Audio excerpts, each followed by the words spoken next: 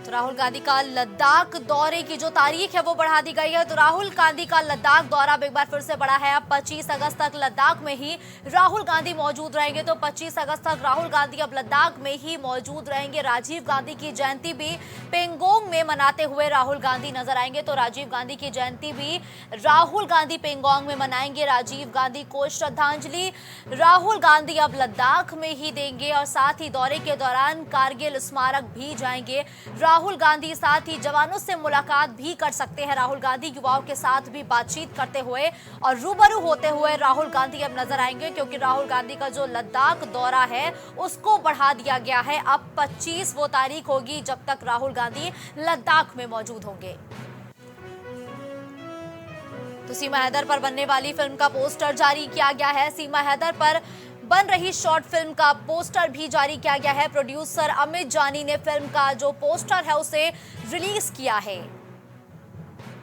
पाकिस्तान से आई सीमा हैदर पर बन रही है ये शॉर्ट फिल्म, जिसका पोस्टर भी अब जारी किया गया है। तो पाकिस्तान से आई सीमा हैदर पर यह फिल्म बन रही है, जहां फिल्म में दिखाई जाएगी सीमा हैदर की पूरी कहानी। 20 अगस्त को रिलीज होगी चल पड़े हैं हम नाम की फिल्म, और ये फिल्म सीमा हैदर की पूरी लाइफ पर आधारित है। भारत आने के बाद लगातार चर्चाओं में बनी है सीमा हैदर। तो सीमा हैदर की कहानी पर अब एक फिल्म भी बन चुकी है, जिसका पोस्टर अब रिलीज हो चुका है और 20 अगस्त को ये फिल्म रिलीज हो जाएगी। विवेक इस खबर पर ज्यादा जानकारी के लिए हमारे साथ जुड़ चुके हैं। विवेक, देखिए, सीमा हैदर पर ये जो फिल्म बन रही है ये 20 अगस्त को दर्शक देख पाएंगे।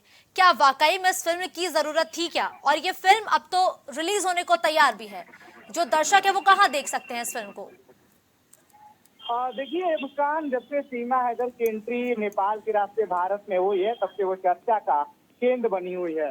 हर कोई उनके नाम को भुनाना चाहता है। लोकप्रियता जो है वो हर कोई उठाना चाहता है। अगर बात की जाए तो सीमा हैदर से अमित जॉनी ने पहले ही घोषणा कर दी थी कि वो इस मुद्दे पे फिल्म बनाएंगे और आज उस फिल्म का पोस्टर रिलीज कर दिया गया।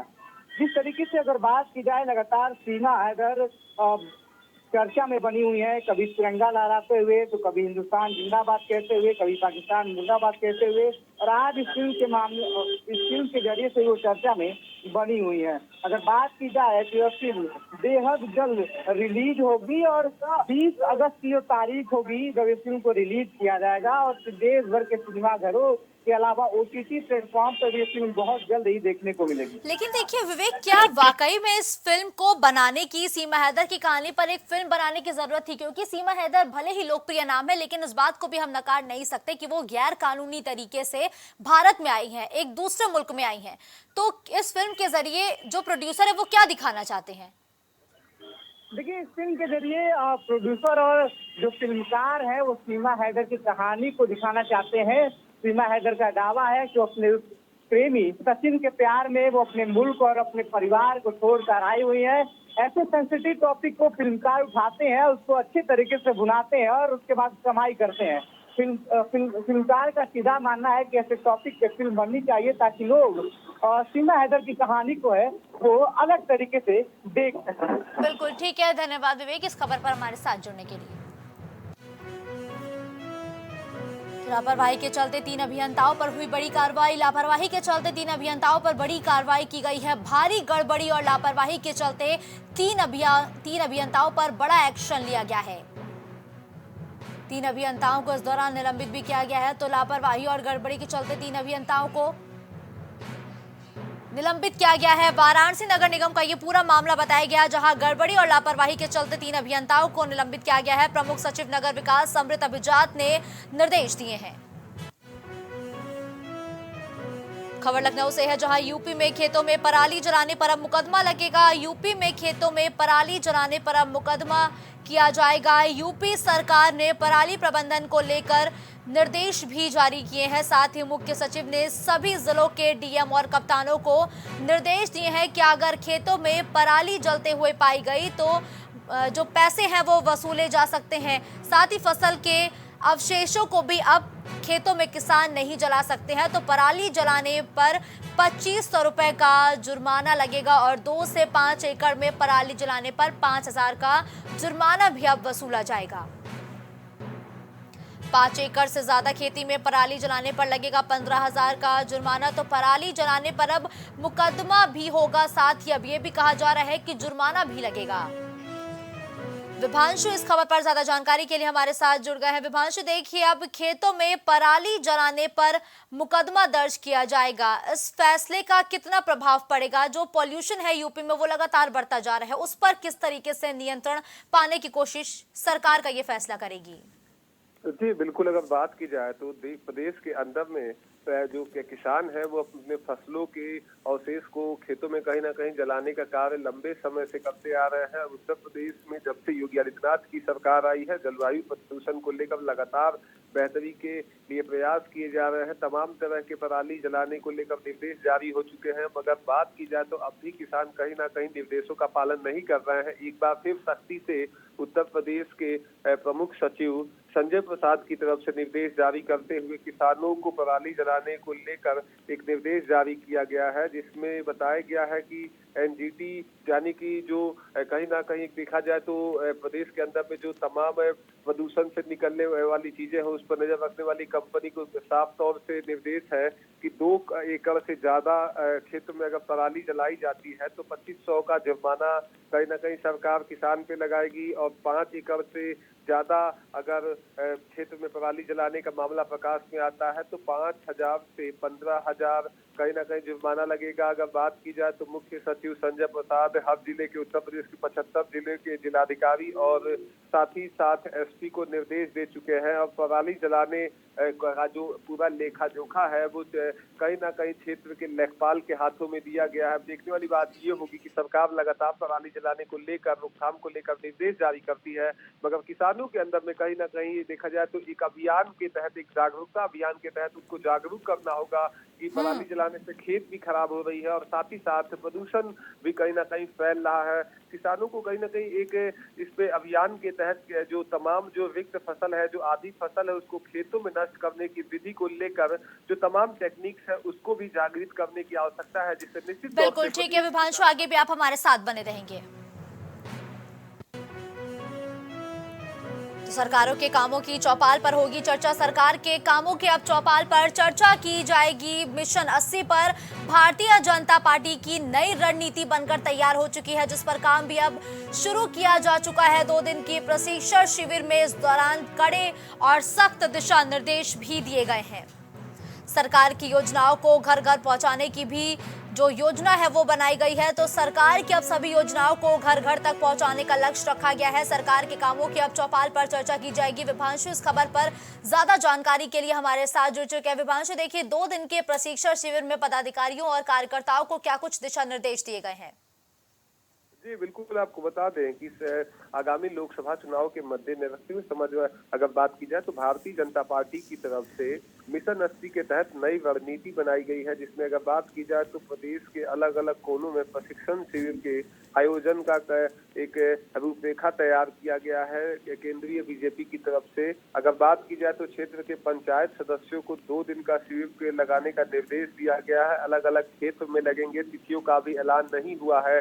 अगर बात की जाए तो इस पंचायत के अंदर में केंद्र सरकार यानी कि मोदी सरकार और प्रदेश की सरकार यानी कि योगी आदित्यनाथ के 6 सालों के कार्य और केंद्र सरकार के 9 सालों के कार्यों को कहीं ना कहीं पटल पर रखकर आम जनमानस के बीच जो तमाम विकास कार्य हुए हैं उसको लेकर आम जनता के बीच संवाद और साथ साथ चौपाल पर चर्चा करने के निर्देश दिए गए हैं। आने वाले दिनों में अगर बात की जाए तो ये चौपाल प्रदेश के अलग अलग कोनों में लगते हुए नजर आएंगे और तमाम बड़े नेता इस चौपाल में शिरकत करेंगे मुख्य अतिथि के तौर पर। उनका भी संबोधन कहीं ना कहीं लोकसभा चुनाव के मद्दे में रखते हुए बेहतर साबित हो सकता है भाजपा। बिल्कुल ठीक है, धन्यवाद विभांशु इस खबर पर हमारे साथ जुड़ने के लिए। देखिए ऑटो चालक से हुआ ऑटो लूटने का प्रयास। खबर लखनऊ से है, जहां ऑटो चालक से ऑटो लूटने का प्रयास किया गया है। चाकू से गले पर हमला कर लूट की कोशिश की गई है। तो ऑटो चालक से ऑटो लूटने की कोशिश लखनऊ में की गई है। साथ ही ऑटो चालक रामबरन गोस्वामी को बदमाशों ने गले पर हमला करते हुए गंभीर रूप से घायल भी किया है। ऑटो चालक को पुलिस ने फिलहाल अस्पताल में भर्ती करा दिया है, जहां लगातार उसका इलाज जो है वो जारी है। पीजीआई थाना क्षेत्र स्थित बरौली नहर पुलिया के पास की पूरी घटना बताई गई है, जहां ऑटो चालक से ऑटो लूटने का प्रयास किया गया है। गले पर हमला करते हुए ऑटो लूटने का प्रयास चालक से किया गया है। चित्रकूट में मुख्तार अंसारी की बहू को सुप्रीम कोर्ट से बड़ी राहत मिली है। सुप्रीम कोर्ट से मुख्तार अंसारी की बहू को बड़ी राहत मिली है। अब्बास अंसारी की पत्नी निखत बानो को सुप्रीम कोर्ट ने अब बड़ी राहत दे दी है। चित्रकूट जेल से रिहा हुई अब्बास अंसारी की पत्नी तो चित्रकूट जेल से 160 दिन की सजा काटने के बाद अब रिहा कर दी गई हैं। मुख्तार अंसारी की बहू सुप्रीम कोर्ट से जमानत मिलने के बाद उन्हें रिहा किया गया है। सुभाषपा विधायक अब्बास अंसारी की पत्नी है निखत। 1 साल के बच्चे को देखते हुए निखत को जमानत दे दी गई है। तो 1 साल के बच्चे को देखते हुए सुप्रीम कोर्ट ने निखत को जमानत दी है। पति से गैर कानूनी मुलाकात के मामले में उन्हें बड़ी राहत मिली है। 160 दिन जेल के अंदर रहने के बाद अब निखत को सुप्रीम कोर्ट ने बड़ी राहत दी है। ओवैस इस खबर पर ज्यादा जानकारी के लिए हमारे साथ जुड़ चुके हैं। ओवैस, मुख्तार अंसारी की बहू को सुप्रीम कोर्ट से बड़ी राहत मिली है, क्योंकि 160 दिन जेल में रहने के बाद अब निखत बाहर आई हैं। सुप्रीम कोर्ट में क्या दलीलें पेश की गई जो निखत को राहत दी गई है? जी देखिए, बिल्कुल मुस्कान, आपको बताना चाहूंगा कि मुख्तार अंसारी की बहू को सुप्रीम कोर्ट से बहुत बड़ी राहत मिली है।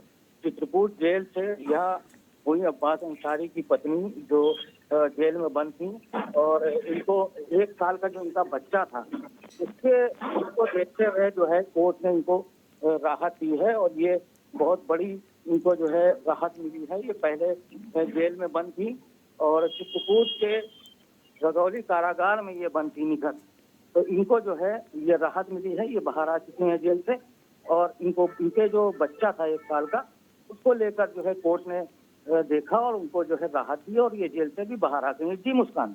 बिल्कुल ठीक है, धन्यवाद ओवैस इस खबर पर हमारे साथ जुड़ने के लिए। तो दीपोत्सव पर मिनी क्रूज से अयोध्या के दर्शन अब हो सकेंगे। तो दीपोत्सव के मौके पर मिनी क्रूज से अयोध्या के दर्शन कर सकेंगे पर्यटक। रामनगरी की आभा को निहार सकेंगे पर्यटक, जिसके लिए सरकार ने एक नई योजना तैयार की है। गुप्तार घाट से अयोध्या घाट तक ये क्रूज चलता हुआ नजर आएगा। वाराणसी की अलकनंदा संस्था इस क्रूज को चलाती हुई नजर आएगी, जिसके जरिए अब जो श्रद्धालु है वो अयोध्या की सुंदरता को दीपोत्सव के मौके पर निहार सकेंगे। एक बार में 25 से 30 यात्री क्रूज की यात्रा कर सकेंगे। क्रूज में यात्रियों को हवाई जहाज जैसी सुविधाएं भी उपलब्ध कराई जाएंगी।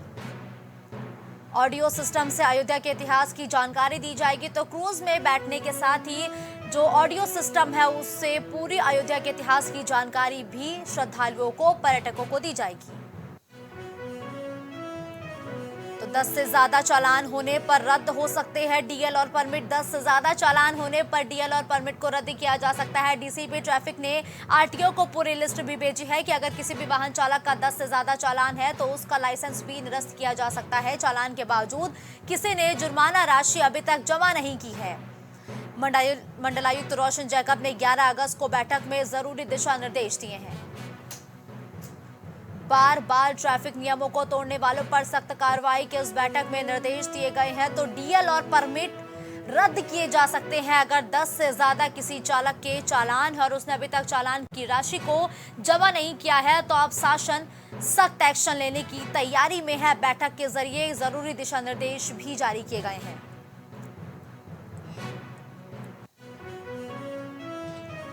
प्रमुख सचिव नगर विकास ने जारी किए बड़े आदेश। तो प्रमुख सचिव नगर विकास ने बड़े आदेश जारी किए हैं। प्रधानमंत्री आवास योजना का पैसा सीधे अब लाभार्थियों के खाते में जाएगा। तो सीधे लाभार्थियों के खाते में जाएगा पैसा। मुख्यालय से सीधे अब लाभार्थियों को पैसा दिया जाएगा। पीएम प्रधानमंत्री आवास योजना के लाभार्थियों को सीधा पैसा मुख्यालय से अब उनके अकाउंट में भेजा जाएगा। तो बंदरबाट जो भी अब तक अधिकारी करते थे, जिम्मेदारान करते थे, अब उस बंदरबाट पर रोक लगाने के लिए फैसला लिया गया है कि लाभार्थियों को सीधा उनके खाते में जो राशि है वो दी जाएगी।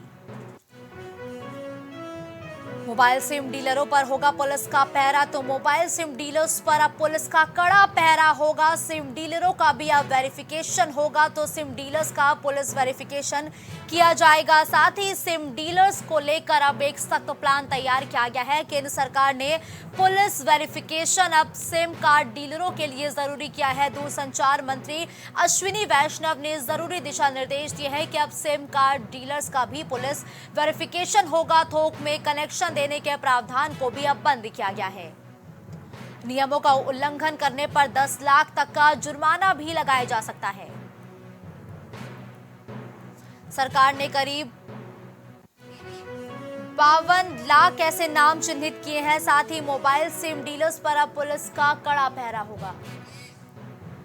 रितेश इस खबर पर ज्यादा जानकारी के लिए हमारे साथ जुड़ चुके हैं। रितेश, देखिए अब सिम कार्ड जो डीलर्स है उनका भी वेरिफिकेशन होगा।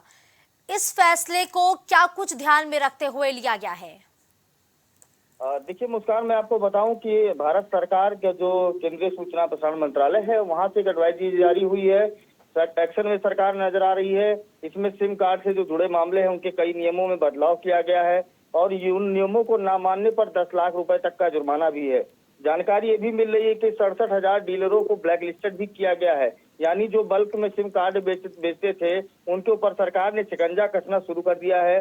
जो अश्विनी वैष्णव है, सूचना प्रसारण मंत्रालय मंत्री हैं, उन्होंने आज सरकार में जो फर्जी गतिविधियों पर रोक लगाने के लिए सिम कार्ड जो डीलर थे उनका पुलिस वेरिफिकेशन कराने के लिए भी निर्देश दिए हैं। यानी अब जो बल्क में सिम बेचते थे, जो डीलर थे, तरह तरह की जगह जगह पर सिम बेचे जाते थे, तो उनके जो मेन डीलर होते हैं उन डीलर्सों का पुलिस वेरिफिकेशन होगा कि आखिर ये सिम इतनी थोक के भाव कहाँ बेची जा रहे हैं। क्योंकि बहुत बड़ा धोखाधड़ी भी इसमें सामने आ रहा था। जो जगह जगह पर स्टॉल लगाए कर सिम बेचे जा रहे थे, उस सिम से कहीं ना कहीं आधार कार्ड की कॉपी की जाती थी, क्लोन किया जाता था, उससे एक ही आईडी से कई सिम जनरेट किए जाते। तो इन सबको ध्यान में रख के भारत सरकार ने जो केंद्रीय सूचना प्रसारण मंत्रालय है वहां से ये गतिविधियां पर रोक लगाने के लिए कड़े नियम बनाए जा रहे हैं। 10 लाख रुपए तक का जुर्माने की भी बात आ रही है। मुस्कान, मैं आपको बताऊं लगभग 67,000 डीलर जो है वो ब्लैक लिस्टेड भी किए गए हैं। तो कहीं ना कहीं ठीक है, धन्यवाद रितेश इस खबर पर हमारे साथ जुड़ने के लिए। तो बीजेपी राष्ट्रीय महासचिव सुनील बंसल का दौरा जो है वो रद्द किया गया है। बीजेपी राष्ट्रीय महासचिव सुनील बंसल का लखनऊ दौरा रद्द किया गया है। सुनील बंसल का आज लखनऊ दौरा प्रस्तावित था जिसे रद्द किया गया है। तो कार्यक्रमों के चलते इस दौरे को रद्द किया गया है। व्यस्त कार्यक्रमों की वजह बताई गई है इस दौरे को रद्द करने के पीछे। लोकसभा चुनाव का जायजा लेने लखनऊ आ रहे थे सुनील बंसल, लेकिन कार्यक्रमों के व्यस्तता के चलते ये दौरा रद्द किया गया है। बीजेपी राष्ट्रीय महासचिव सुनील बंसल का लखनऊ दौरा आज प्रस्तावित था जिसे रद्द किया गया है। तो एटीएस की गिरफ्त में आए नक्सली संगठन के सदस्यों का मामला। एटीएस की गिरफ्त में आए नक्सली संगठन के सदस्यों के मामले से जुड़ी एक बड़ी अपडेट है, जहां सदस्यों को होने वाली फंडिंग की जांच करेगा प्रवर्तन निदेशालय। ईडी के जोनल कार्यालय की इंटेलिजेंस यूनिट को किया गया सक्रिय। तो ईडी के जोनल कार्यालय की इंटेलिजेंस यूनिट को सक्रिय किया गया है। साथ ही जांच के दायरे में बिहार सीमा पर स्थित जिलों की भी अब जांच की जाएगी। तो एटीएस के गिरफ्त में आए नक्सली संगठन के सदस्यों के मामले से जुड़ी अब एक बड़ी अपडेट सामने आई है, जहां सदस्यों को होने वाली फंडिंग की जांच भी करेगा प्रवर्तन निदेशालय। तो विशेषज्ञ चिकित्सकों की नियुक्ति का दूसरा चरण भी पूरा हो चुका है। विशेषज्ञ चिकित्सकों की नियुक्ति का दूसरा चरण पूरा किया जा चुका है। इस दौरान 4 लाख तक वेतन पर कई विशेषज्ञ डॉक्टर्स रखे गए हैं। 98 डॉक्टरों की संख्या बताई गई है। पहले चरण में 110 डॉक्टर्स हुए चयनित, जबकि 64 ने ही ज्वाइन किया है। फरवरी में 1190 पदों पर नियुक्ति प्रक्रिया शुरू की गई थी। तो फरवरी में 1190 पद ऐसे थे जिस पर नियुक्ति की प्रक्रिया शुरू की गई थी और दूसरे चरण की भी नियुक्ति का काम पूरा हो चुका है। इस दौरान 98 विशेषज्ञ डॉक्टर्स चुने गए हैं और 4 लाख तक इनका वेतन भी बताया गया है। कुछ भाव पुष्प। आप देख रहे हैं प्राइम टीवी, सच साहस